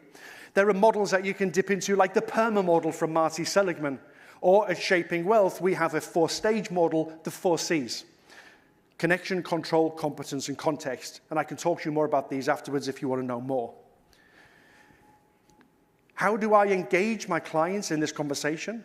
And actually, how do you start to think about your own well-being? I tell you, a great place to start is answering this question. Your task, is to go and buy some happiness. What would you buy and how much would you spend? Just keep that in your mind as you're going through today. It's a great question to ask people. I've been through this. I know what my answer is. I'll share it with you if you wish. But ultimately, as we wrap up, last 2 minutes, I believe, having done this for a long time, that we all have the most privileged position. We get to sit in the room with another human being and talk about their dreams, their aspirations, their hopes, their fears. We help them plan towards a life of meaning and purpose. What an amazing privileged position to be in, to help another human being flourish and thrive and live a life of meaning and purpose. And so one of the questions I would suggest you ask or you bring back to your practices around well-being is, when you're engaging with clients about their financial well-being, make sure that you position it as part of their overall well-being. It's not just this discrete cog. It is part of a much more complex machine. This is how you deliver and factor in behavior at every single stage of the financial planning process: cognition, perception, emotion, decision, habit, and well-being. And I said to you at the beginning, I'm going to help you organize your mind and structure your practice. Let's go right back to this image. Because this is chaos. This is a mess. But now I have a 6-stage model. Now I can organize this. Now I can put it into the 6 steps. Now I know where to look. All of a sudden, instead of just being this messy, unnavigatable landscape, I've got a map in order to how to guide myself through that. But it also comes with a recognition that the technical aspects of your job are super, super important. But if you want to engage other humans and help them flourish and thrive, then you need to focus a lot of your energy on how to become a better guide. And the rule book, the playbook for being a better guide is everything I've talked about today. I hope you found that useful. I'm going to stop talking and say thank you so much for your attention.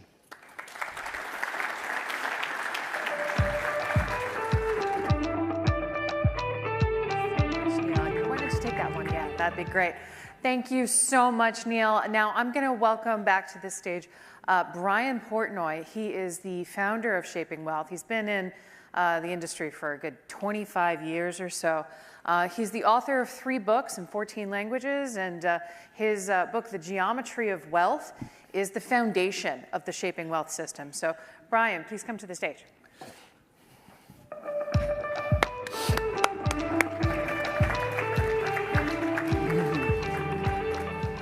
All right, so I am going to pick your brains a little bit here. Neil, you covered just a ton of ground about the playbook for human advice and just how we think and how we make decisions and how to help our clients make better decisions. Now, every client is different though, right? So some clients are gonna want that hands-on approach and some are just gonna wanna hand off the money and not wanna think about it. So tell me a little bit about maybe the ideal client for this approach. What's their hopes and dreams? What do they care about? What keeps them up at night? That sort of thing. It goes to either of you. Go on. I've been speaking for half an hour. I was backstage. It was enough. No, thanks to everybody. Good to see a lot of friends in the audience. I think our industry, I think the profession's at a stage now where it's not one size fits all. And there are some clients who might want to go to an advisor and say, I want the number to go up. Just pick me some good stocks. And it's a very traditional brokerage relationship. Blue Horseshoe loves Anacott Steel. Bud Fox was a financial advisor. Didn't work out so well for him, but that's what his job was. I think, though, the industry is very much in a sweet spot now where clients are recognizing that advice can go much deeper. So it's not a question of specifically identifying what the personality type is, but I think almost everybody who shows up with an advisor or a planner wants to feel seen and heard and understood. We hear all the time with the advisors that we talk to that when you lean into this more empathic mindset, the client will often say, geez, I didn't even know we could go there. We're having the conversations that I really want to have because, frankly, most clients don't want to know what the earnings estimate on the S&P 500 is. What they want to know is if they're going to be okay, and they want some answer to how much is enough. Those are sort of the 2 pillar questions that are constantly being asked, even if they're not being outwardly articulated. And so I think, generally speaking, behavioral finance, positive psychology, emotional intelligence, the framework that Neil has presented applies to almost anybody walking into your office. I think the artistry and the craft and the excitement around all of this is the ability to customize it to whomever your audience is. Yeah, that's fair. Now, you, Brian, literally wrote the book on how all of this works, gave a lot of practical tips and tricks in this presentation as well. It's a lot, right? It's a lot to follow and a lot, especially if this is the first time that you're hearing it. So why don't we talk a little bit about maybe some mistakes that are commonly made when implementing this sort of approach? What is the biggest mistake, Brian, you see advisors make when implementing a human advice model? Yeah, so there's one really big mistake that we see almost every week in our coaching and counseling practices. But let me start off with just a bit of a preface. The room is filled now with hundreds of seasoned, talented financial planners, and you have spent years and probably decades studying investment management. I had a 20-year career in investment management, mostly in the hedge fund industry, so it's complex stuff. I'm into it as well. But investing, taxes, estates, we are leaning in heavily over the course of decades. We're training our teams. Part of what the passion and mission for Neil and me and my whole team is to say, well, we should take maybe a little bit of time to understand like what is a human being and who are we even counseling. So on the one hand, it's a lot, but it's also sort of the whole shooting match. In terms of mistakes that we see, I wouldn't even call them mistakes. It's just sort of people are getting up to speed and maybe there's some shortcomings. I often like to say that human first advice first starts with the advisor as human. When I think about what everybody here is trying to do, which is to basically grow your practices, you're running commercial enterprises, but you want to do good by doing good. So you want to connect with your clients. Like Neil, I've been coaching, working with advisors for more than 10 years now, have met north of 10,000 advisors over that journey, and 99-point-something% of you care deeply about the families that have entrusted their financial well-being to you. And so there's a real service orientation in this industry, which is inspiring, to be honest. I mean, it's not really reflected in the public polling about what we do, but when you go bottom up and actually talk to clients, like, you guys are like super helpful. And so the mistake, if you want to call it that, is that you want to show up for your clients ready to go and deliver them whatever they need. Human first advice actually starts with your own self-exploration. So an idea that I sort of coined called funded contentment, the idea that true wealth is the ability to underwrite a life that's meaningful to you.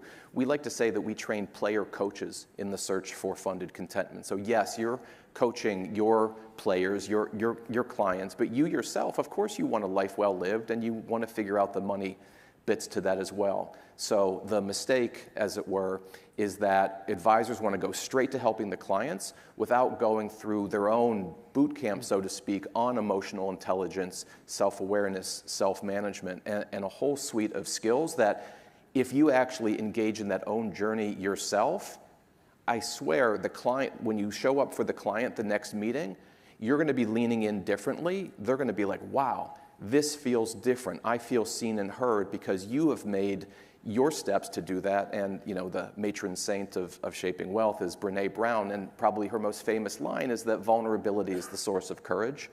For better or for worse, guys, the industry has to get a little bit more vulnerable to provide the kind of client service that we truly want to provide.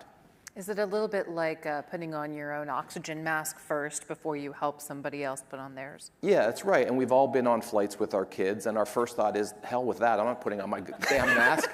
I'm putting the mask on my kids. But no, being, frankly, a little bit more selfish and saying, hey, I'm on my own journey, and I'm going to be a better guide if I've walked the trail first. It works every time.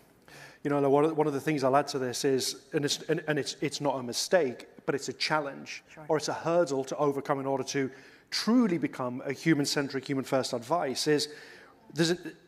and listen, let me backtrack slightly. I've spent my life building tools to help better profile people behaviorally. And the world of psychology is filled with tools that allow us to go through some process and put people into a box and give them a label, right? It's the way it's been for a long, long time. And we take comfort in those labels. The one that I can point out immediately to just bring sense to this is risk profiling. We put people through a process of 10, 15, 20 questions, and then we give them a label, medium risk, medium high risk. Now, the problem as humans that we have with labels is when I'm given a label, I have a tendency to kind of need to live out my life by the instructions that come with a label. And it prevents me in some cases from being a human. And so one of the stumbling blocks, one of the challenges is we need to get rid of labels. It's why the phrase human first. It's not client first. It's human first, client second. Human first, employees second. It's subtle. I get it, right? It's really subtle, a change in language. It has profound impact on the way you engage with people. Because when you say, I'm not going to see this person as a client, instructions, I'm just going to see them and engage with them as a human being. It allows you to recognize that that person is going through the best of times and the worst of times. Well, yeah, sure. I mean, there's a better way of telling me to be quiet, right? Okay. I'm always a little bit beneath you. I guess I'll stay that way. And so I would, to sum it up, Brian mentioned this. It's about being uncomfortable. It's about showing vulnerability. It's about leaning in. And one of those things is looking at where we look for comfort blankets and getting rid of them. Because if we don't, we'll never, ever move forward. We certainly did that on the stage just now. So get rid of the comfort Interactive blanket. session. Yeah. All interactive. Yeah, I mean, I mean, I'll just add on to that. Just from a very practical point of view, I mean, what are we doing with our clients a lot of the time? We're helping them articulate their goals and then achieve them. The fact is, and we know this from very foundational social psychology, we're not very good at knowing what we want. And when we get there, we tend not to be as happy as we think we're going to be. And we're going through this process constantly. So there's a line from a social psychologist named Dan Gilbert that human beings are works in progress who mistakenly think they're finished. Our clients aren't finished and you aren't either. And so to just have that adaptive mindset, it kind of opens up a pretty awesome space for better conversations rather than saying, hey, I want to retire at 63 with a $5 million portfolio and then at a 4% withdrawal rate, I can have the following cash flow, Well, that's totally fine, and that's client-centric advice. What human-first advice is recognizing that, yeah, of course we need to establish those medium and long-term goals, but there's a pretty decent chance that those are going to change significantly over time, and it's not that we're getting off track, it's just that we're becoming who it is that we want to be. It's beautifully put. All right, so Neil, you recommended that advisors, during your presentation, that they should be thinking about the information that they're putting in front of their clients and how that stacks up. So that's excellent advice, right? But one of the things is that our clients are swimming in a sea of fake news right now, right? Misinformation and disinformation and just, it's everywhere. It strikes all ages, all demographics, all political spectra, everybody. Nobody is immune. So, you know, and a lot of that fake news that we're absorbing is actively harmful to good planning outcomes or trying to, you know, adopt this model that we're discussing. So how can advisors really pierce this bubble to get through and make that human connection? And I guess maybe a bigger question is should they? You know, fake news is such a fascinating subject because we tend to have this view that it's a new phenomenon, and it's not.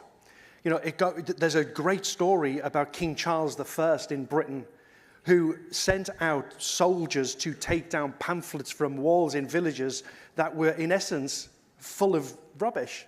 You know, disparaging comments about the king and what he wanted to do politically and all this thing. Fake news isn't a new thing. What's changed is the speed at which that news can get disseminated now, right? It travels at a rate of knots.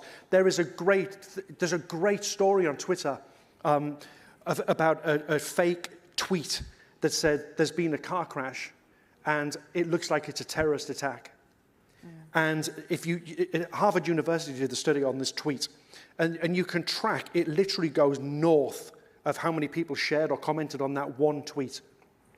By the time the police or the agencies had managed to send another message out saying, no, it was a guy who had a heart attack. He died at the wheel, and unfortunately, he hit other people. That's the truth. That story, when they tracked it over the coming weeks, it flatlined at hardly anybody tweeting it or commenting on it. But the fake news story just kept getting spread and commented on. It's sensational, right? So how do we deal with this? Well, it kind of goes back to what I talked about. You know, when we make decisions and we say to another human, tell me the decision you want to make, and they say, I want to do this, it's within our power to question the source of the information. How did you make the decision? Did you consider other options? And the one thing in that phrase that is most important is checking the veracity of the data that has gone into the engine in the first place. We shouldn't just assume that they have done the due diligence themselves and have sorted through all of the sources of information and found out miraculously that which one's truthful and which one's not. So we have there is a necessity for us to say to our clients and question our clients about where did you get this information from? Don't ask it like that, by the way. That sounds quite aggressive. But it's where did you get this information from? Where is your source of truth? And if we don't do that, then people, A, make decisions of typically false assumptions and false information, but also we allow their subjective behavior to get in the way instead of it being objectively based.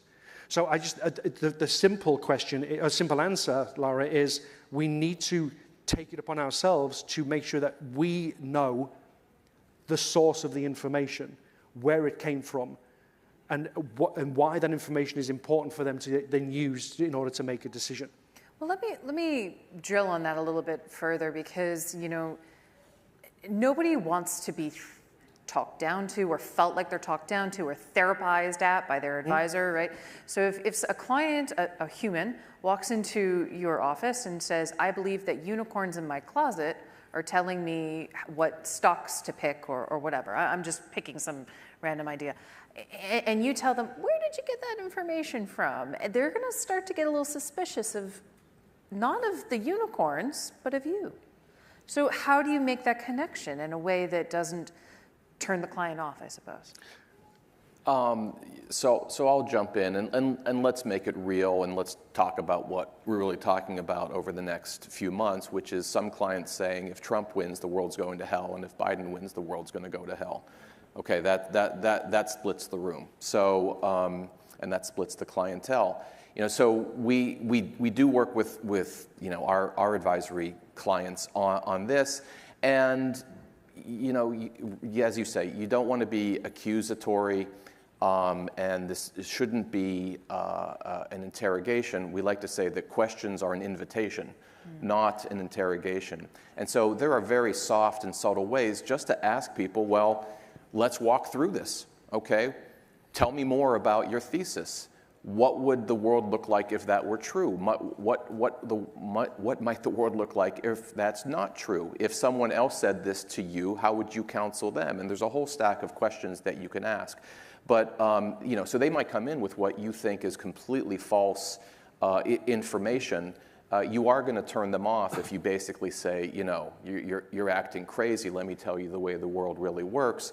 It's not our job to convince people of a world they simply don't want to believe in, but we can ask priming questions, soft questions that allow us to better understand where they're coming from. And sometimes if you just give someone the space to talk something through and just let it go all the way, it'll peter out, and it probably won't have the impact on your advice and the impact of your advice that you think it will, whether it be for the portfolio or for their estate planning or any other thing that's relevant.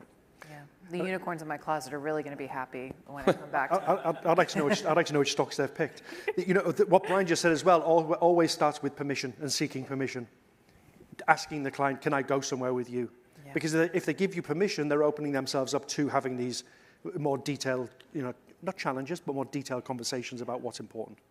Let me pull on that thread a little bit about conversations. So something that I thought was really interesting in your presentation was the idea that investors, we've been told to kind of remove the emotion from investing, take that emotion out. It's going to steer you astray. But your recommendation was to put the emotion back in. Just use the right words when you're talking about it. So maybe you could share with the audience, like, what does right look like here? What are some of those right words or key phrases that you can use with clients to have that? I think the initial framing that's really important for everybody here today is distinguishing between financial literacy and emotional literacy. Financial literacy is critically important. It's non-negotiable. We want our clients to understand some sense of the way the world works in terms of the market or insurance or estates or taxes. You have to be on the same page a little bit, and that's important. And I think we all know that the global trends toward better financial literacy have kind of stumbled and bumbled a fair bit. The data shows that it's getting a little bit better, but from a not great place. That's quite different than the emotional literacy of it all, because, and I'm just going to stipulate that many of your clients, many of our clients show up, wanting to lead a better life, wanting to lead a purposeful, meaningful life, wanting to be happy, having some sense of achievement, all of those sorts of things. That is not quantifiable in the way that firms, especially growing massive RIA platforms, want to calculate the ROIC on these sorts of conversations. In point of fact, there is emotional literacy to this, where you don't have to tell people what the right words are, but you can, again, create the space for them to think about what's really meaningful to them. So, from a goal achievement point of view, how do you think you might feel if this were to happen? You can invert it, and I think a more powerful way to frame it is in terms of anti-goals. What is it that you don't want to achieve? We're actually more motivated, from an evolutionary psychology point of view, we're actually more motivated by regret than we are positive achievement. That's just part of the survive and thrive a dynamic that's built into all of us. So, talking through, well, what might you regret in the future, and how can we, build a plan that allows you to avoid the aggravation, the sadness, the pain, the inconveniences, and all that sort of stuff. So again, indulge in an emotional conversation, not emotional in the fact that everyone's hair is on fire, but that words are being used that can then be put into a plan in terms of, hey, this is the way I'd like to feel in the future, this is the way I don't want to feel in the future. Mm-hmm. Well, it looks like we are out of time, almost out of time, but I want to ask one really, really quick 10-second question for folks in the audience who want to learn more. Where can they go to learn more about this? Go to our website, shapingwealth.com. Everything is on there. All of the programs that we run, all of the services and the content that we provide is all accessible via that one-shop stop, shapingwealth.com. All right, thank you so much. Please join me in thanking Neil Bage and Brian Portnoy. Fantastic. All right, everybody. So a couple of quick announcements. First, please note that lunch is available to pick up outside the ballroom, and you can enjoy it here by the Nuveen Terrace Bar, the Galaxy's Beer Garden, or if lines are too long, you can also get lunch served in the Sparkle Ballroom with the Expo. We do have to leave the Glimmer stage for now, but this is where Carson Coaching is going to be presenting at 2 p.m., so you don't want to miss that. And then at 1 p.m., please note that Dr. Wendy Bulabi is going to be on the Sparkle stage giving her talk. So we hope to see you at one of these sessions soon. So thank you very much, and enjoy the rest of the day.